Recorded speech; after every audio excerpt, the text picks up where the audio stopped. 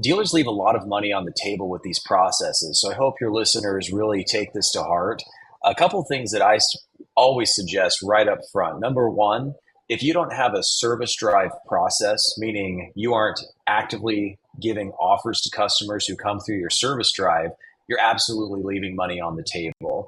Customers that come into service with you, that have done business with you before, those customers, in my opinion, are job one for anybody that's in the sales department for winning that trade and potentially putting that customer in a new car. And I've seen it done a couple of different ways. If you have an inventory tool, often that tool is going to tell you, like ours does, Inventory Plus, whether or not that vehicle is going to be a high performer for you. So you might just identify those cars that are coming through your drive every single day by looking at what's on my buy list in Inventory Plus and then what's coming through my service drive. So that's an easy way to do it. And then when that customer's there, the best thing that I find to do is either have a face-to-face conversation with them while they're waiting.